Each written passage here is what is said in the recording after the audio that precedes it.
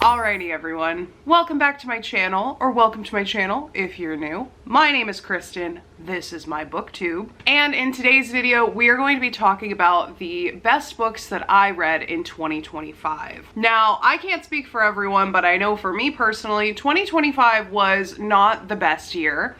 And as a result, I read less books than I wanted to last year. And I feel like at times the books I was reading were not meeting the standards that I was wanting. So that obviously does not help when you're already trying to fight your way out of a reading slump. But even so, there were several books that I read in 2025 that were really enjoyable for me that I want to tell you about today. I have picked 5 out of the 40 books that I read in 2025 as my best books to tell you about today. And I'm not really going to beat around the bush for this video. We're just going to jump right into it and start talking about those books. And we will be going in ranking order, so we will be starting with the 5th place book and we will end with my top book of 2025. So starting off with the 5th place spot, we have The Only One Left by Riley Sager.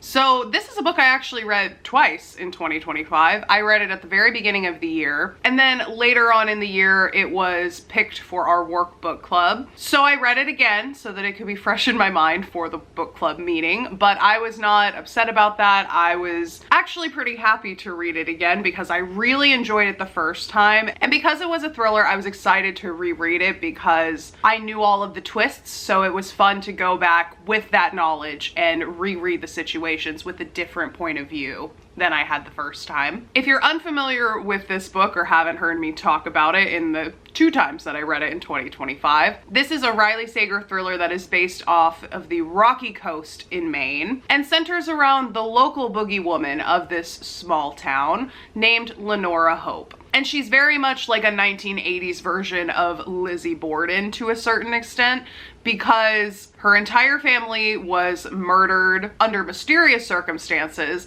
and Lenora Hope was the only one left alive and therefore the only probable suspect for the crime. Even though there was no evidence that really tied her to it, she was never prosecuted for it. In the court of public opinion, she is guilty. So of course, as the years progress from the initial date of the crime in 1929, by the time we get to the 1980s, she is a larger-than-life kind of character in this small town.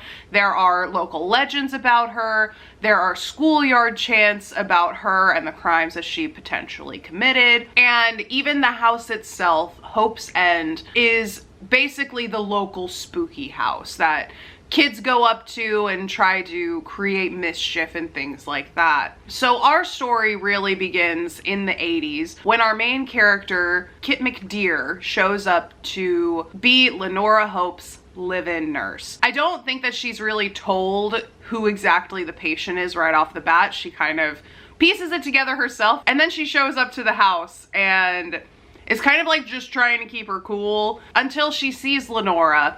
And then she fully realizes that even if she was the one who murdered her entire family in 1929, now, almost 50 years later, she is basically completely incapacitated. She has had several strokes. She cannot speak. She cannot really move on her own. And she only really has the use of one of her hands. So she's not really much of a threat anymore. So even if all of those past things were true, Kit's not exactly afraid of Lenora at first because she's a feeble old woman, and if worse comes to worse, Kit could probably overpower her. And as Kit starts to settle in at Hope's End, Lenora tells her via typewriter that she can use with that one hand, that she wants to tell her exactly what happened on the night that her family died in 1929. So they secretly start using that typewriter to communicate, and that is where our thriller takes off. And I really enjoyed this book. I think it is one of the best Riley Sager books that I've read. And by looking at my list, it is the best thriller that I read this year, based solely on the fact that it is the only true thriller on this top 5 list. But yeah, I really enjoyed this book a lot. I gave it a 4.75 both times that I read it. and it has been added to my rotation as a thriller that I recommend people when they ask me about thrillers to read. So that is why it is number 5 on my top 5 books list of 2025. And in the number 4 spot, I have Troy by Stephen Fry. This was a reread for me, so I did know that I would enjoy this book, but it's just a really good retelling of the Trojan War, in my opinion. I also just love Stephen Fry, so if I see a Stephen Fry Greek retelling, it is immediately going on my TBR and I am going to read it. I reread Troy this year in preparation of reading The Odyssey because, shocker, I did also buy Stephen Fry's retelling of The Odyssey and I need to read it. So I read Troy as kind of a refresher going into The Odyssey. I did not start The Odyssey immediately afterwards, but it did help refresh the events of the Iliad and the Trojan War in general in my mind. So I'm now in a good place to read The Odyssey in the new year. But I really like this book because I feel like it is a very accessible retelling of the Trojan War. I think that Stephen Fry does a great job of making the events of the Trojan War exciting and more relatable for a modern reader. I feel like Stephen Fry does a really good job of making sure that the vast amount of information that you need to understand the Trojan War is included within the confines of Troy itself, but it's done in a way that, at least in my opinion, doesn't just feel like information overload. I feel like a lot of times, specifically with Greek mythology and stories like the Iliad, run the risk of easily becoming less relatable and, for lack of a better term, boring for a lot of people. I had to read the Iliad in one of my college classes, so I had an expert in the field that was basically kind of walking me through the Trojan War as I was reading about it in the Iliad. And that is not really something that the average person who wants to become familiar with something like the Iliad has, that they can rely on like that. So I think that the Stephen Fry books do a great job of kind of bridging the gap between the classical literature and our modern world. And I just really love Stephen Fry, so I really appreciate his love for Greek mythology and all of the attention and care and detail that have gone into these retellings that he's done. I also own Troy, not surprising, but I did listen to the audiobook when I was reading Troy, mostly because I believe I was crocheting for my Christmas market. So like I've said before, you can't really hold a book and crochet at the same time like that. But if you were to pick up the physical book, there are some cool pictures and artwork within the book itself. So I definitely think it's worth reading the physical copy if you can, just for the visuals and things like that, especially if you're reading something like Mythos or Heroes. That's more of like serialized smaller stories. But if you don't care about the pictures, or it doesn't really matter that much to you, or you just can't get your hands on the physical book, the audio alone is sufficient to understand the stories. The pictures are not like integral to understand what's going on. They're just fun, like supplementary things, so you can have more of a visual picture. So you can have more of a visualization in your head of what exactly the battlefield looks like and what is going on in the story. So yeah, I rated this book 5 stars. Not a surprise there after hearing me gush about Stephen Fry and how much I love this retelling. It did aid me on my re-diving into Greek mythology for the umpteenth time once again, as I usually do, like at least once a year it feels like at this point. And I am very much looking forward to diving into The Odyssey in 2026 ahead of the Christopher Nolan film that's coming out. All right, and the third spot is another reread for me. It is And Then There Were None by Agatha Christie. And as you would have heard me say in my last video, this is my favorite Agatha Christie book. I love this book so much. I rated it 5 stars once again because every time I read it, I am just blown away with how good of a murder mystery it is. If you're somehow unaware of the premise of And Then There Were None, I will give you the briefest of Cliff Note versions. There are 10 strangers that are brought together on Soldier Island off the coast of Devon in England, and they all received letters from people they had either met or were friends with or just knew in some way, shape, or form, compelling them to go to Soldier Island in different capacities. Some people are offered jobs at this island to work for a Mr. UN Owen. Some have been told that there is a bit of a social gathering there and that their other friends will meet them there. Some were brought there in a professional capacity for advice or an appointment. But one thing that they all have in common is they were all supposed to go to Soldier Island to a house owned by a Mr. UN Owen. And none of these people have actually met Mr. Owen in real life. They're just going off of the word of other people that they do know in real life. And once they arrive to this mansion on this secluded island that they can only get to by boat, they get settled in and then start to notice that the hosts are not present at this house. There are 2 people on staff there, Mr. and Mrs. Rogers, but other than that, there is no one else on this island except for the 10 people. So they start to get settled in, they have welcome drinks and all of these things, and they notice on the dinner table that there are 10 little porcelain soldier boys standing in a circle on the centerpiece.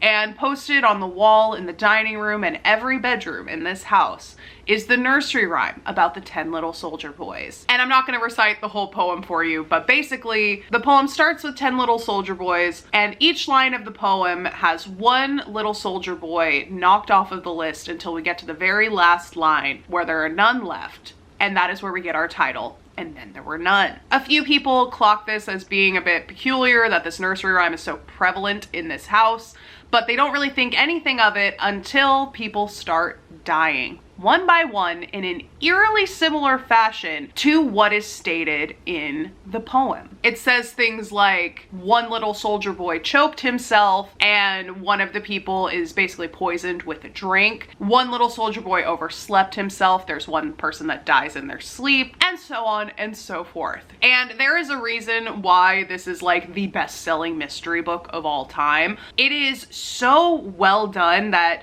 even on multiple rereads, I have a hard time picking out any sort of inkling about who the perpetrator is or what is actually going on pretty much any time that I read it. And I still remember the first time that I actually read the book being absolutely blown away by the big reveal at the end. So anytime I'm talking about Agatha Christie and someone asks me for a book recommendation, this is always the first book that I recommend. It is her best work, in my opinion. It is a story that has like stuck with me from the time that I was about 10 years old and I was playing a computer game based on it to me being 31 and now yapping about the book itself on this YouTube channel. But I don't want to talk your ear off about And Then There Were None, even though I could go on and on for days about how much I love that book. But what I will say that is new about And Then There Were None is the fact that I recently watched the 2015 series with Charles Dance as Judge Wargrave, and it is the only TV/film adaptation that I have seen of this book, and I'm not gonna lie, I was kind of disappointed. I guess it's just because I've read the book so many times that it is like ingrained in my memory to the point where they make the slightest changes in the show and I clock it immediately. Like, it's not even super consequential things. Like, after a certain death, a female character in the book starts freaking out, and basically the doctor on the island has to like smack her in the face to get her to just stop spiraling. And in this TV version, it's the doctor that has the breakdown and the woman has to slap him in the face. It's just things like that that aren't super consequential to the way the story plays out, but I've just read the book enough to know that those roles are reversed in the book, and that's not how it happened in the book. And aside from those like plot changes that they did, I did enjoy how the story progressed overall.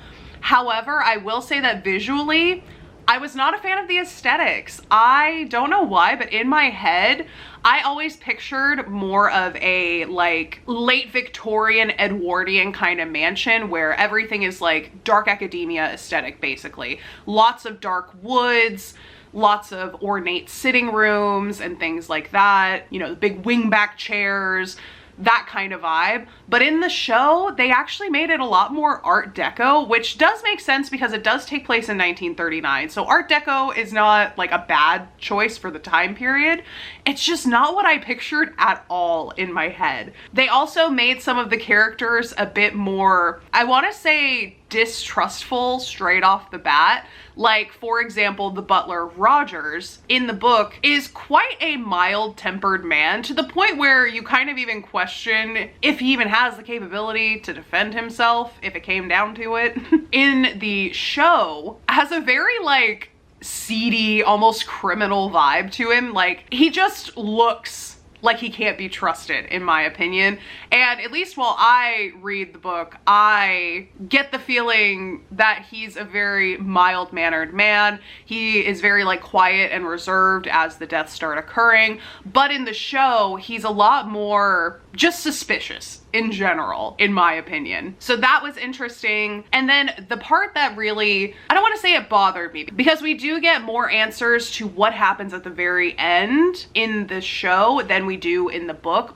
But there is also a part at the very end of the book where the perpetrator puts a message in a bottle that explains exactly what happened and how the murders were committed. That is just completely missing from the show. And I was so sad about that, because the letter at the end is my favorite part of the book. I personally love a good Agatha Christie reveal about how the crimes were done. I love it when she explains exactly how the murders took place, how they covered it up, how they got away with it. And that happens at the end of And Then There Were None. The person behind it all literally writes it all out and just throws the bottle with the message in it into the ocean, thinking that maybe someone will find it someday and they'll be able to solve this unsolvable murder. But they didn't do that. And I just feel like it was such a disappointment that they left that out, specifically because it's my favorite part of the book. But yeah, overall I did enjoy the show, and now I feel like I need to watch other adaptations to see if I can find one that I like more than that one. But overall, I would probably give it like a 7 out of 10. Like, it was okay. It was close enough to the source material, but the aesthetic was not really what I personally pictured while reading. And then the ending was kind of better in one way, because we got to actually see what happens with the final little soldier boy. Whereas in the book, it's very vague. But we also don't get the big reveal and explanation as to how this person pulled off this incredible crime that literally baffles the police once they actually find the people on the island. So there's good and there's bad about the ending of the show, but it just didn't quite hit the nail on the head for me, unfortunately, because I really wanted it to. I was so excited that Charles Dance was in it, and I really wanted more like Judge Wargrave monologuing throughout the show, but he really didn't do all that much. Whereas in the book, Wargrave is like the leader of the investigation for a lot of it. He can't really execute the search efforts like he wants to, because he is an older man who has some mobility issues and things like that. But he's definitely the brains behind the coalition of people trying to figure out who is murdering them on this island. They also changed a couple of the murders in how they take place and what the weapons were, which I don't really understand why they did that either, but in any case, I'll still give it like a 7 out of 10. It's a pretty good show, but the book is better, okay? So I would recommend reading the book, as I usually do.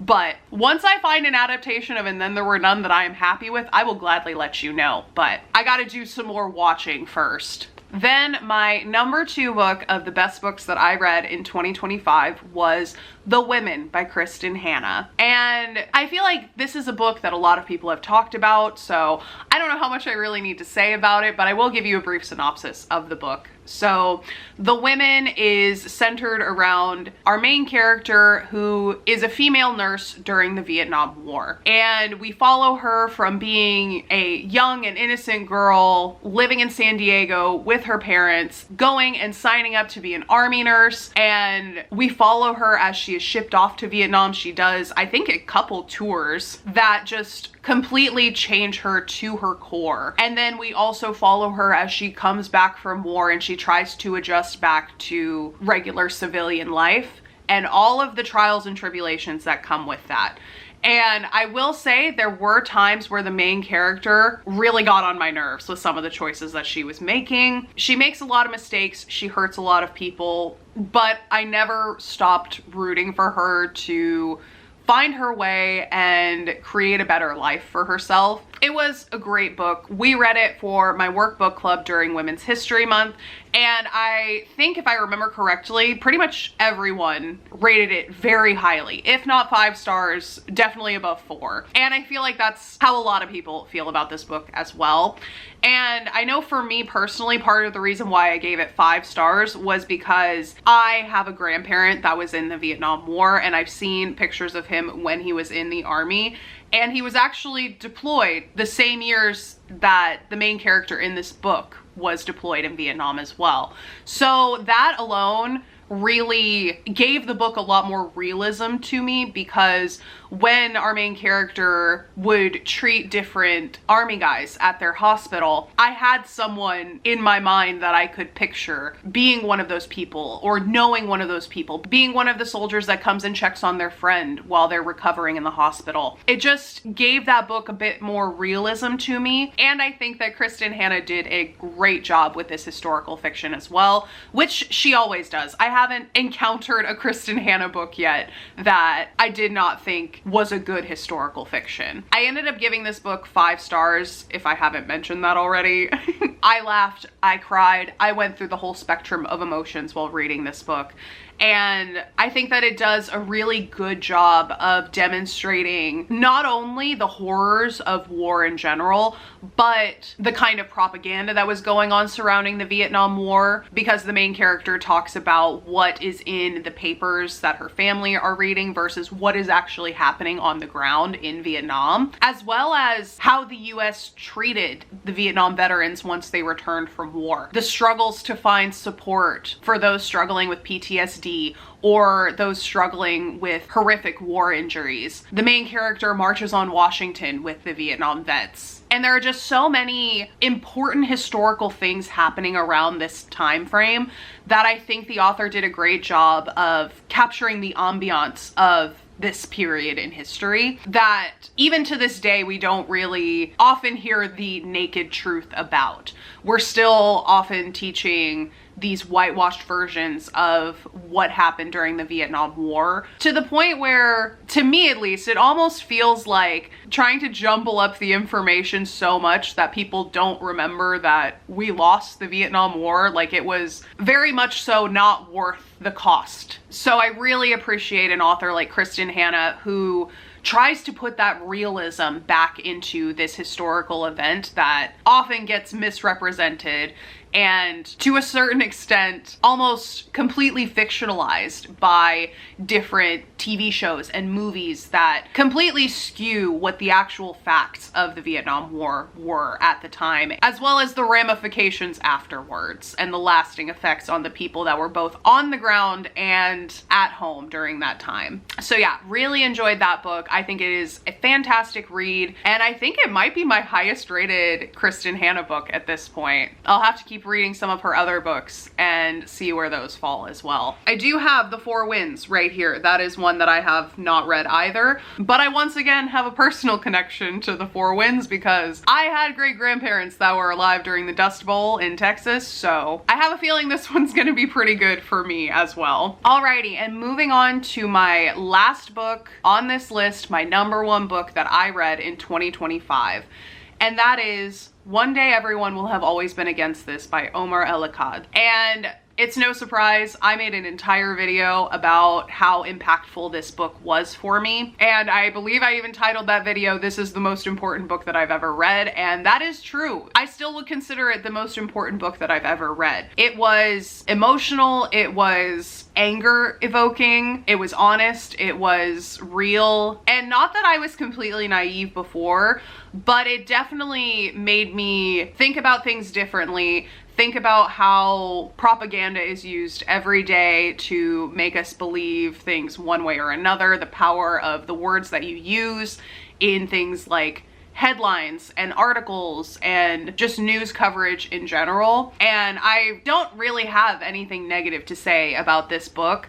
It's not a fiction book, so there's not really like a plot to talk about, but getting myself out of my comfort zone of just reading fiction books because I like escapism from the world around me is something that I'm glad I did in 2025, even if it made me feel uncomfortable and forced me to confront some harsh realities. I'm still happy that I read it. I'm still grateful that it had that kind of impact on me, and I do think about that book quite often, honestly. I won't be dramatic and say I think about that book once a day, but it does cross my mind a lot. I do think about the quotes that I've read in that book when I read it back in the summertime.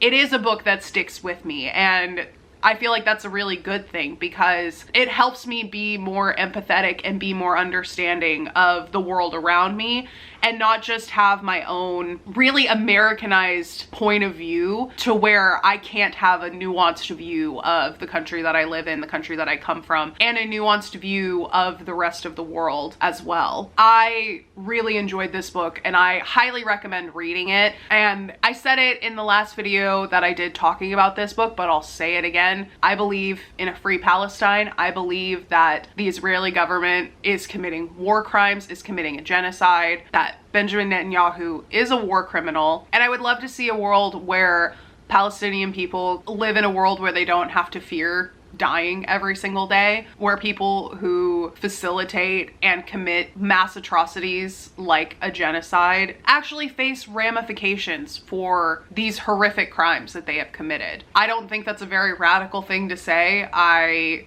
don't think it's very radical to be against genocide or be against a government committing said genocide, but I'm just gonna say it out loud so that everyone knows where we stand. We're all on the same page here, but I will never be in support of a government or a group of people that believe that they're superior to another group of people based on race, religion, whatever. It's just not how I function. That's not how I operate. And that's not how anyone should operate. I feel like we should be way past that at this point in 2025, but nonetheless, here we are. Apparently we're not. So these are conversations that still need to be had. These are things that still need to be said out loud. And even with my tiny YouTube channel, I'm still gonna keep saying things like that because it's what I believe in.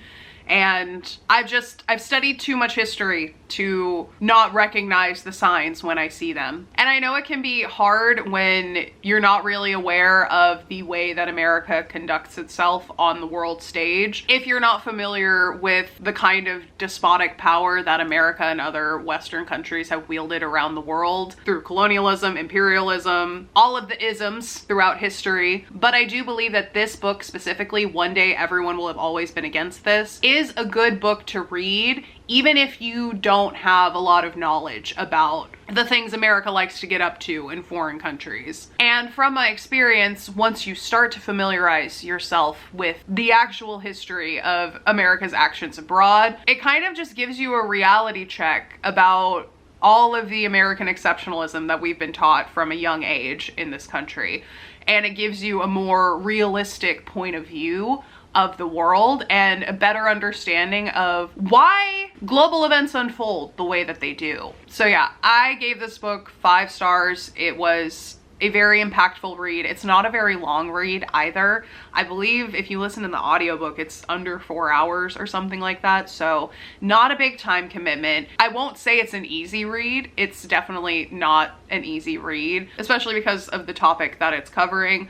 But nonetheless, it is still a very important read and a book that I think that more people should be aware of and should read. Because even now, after there has been a ceasefire, there is not really a ceasefire because that would require actually ceasing fire. It's a ceasefire in name only. If people are still actually dying on the ground as a result of genocidal activities, it's not actually a ceasefire. So it is still something that we need to talk about, and it is a book that is still relevant. And that is another reason why I really wanted to talk about it in this video. But yeah, that's pretty much it for my top 5 books of 2025. I will leave them all listed in the description below as well, in case you didn't catch the title or I didn't say the author or something like that if I misspoke.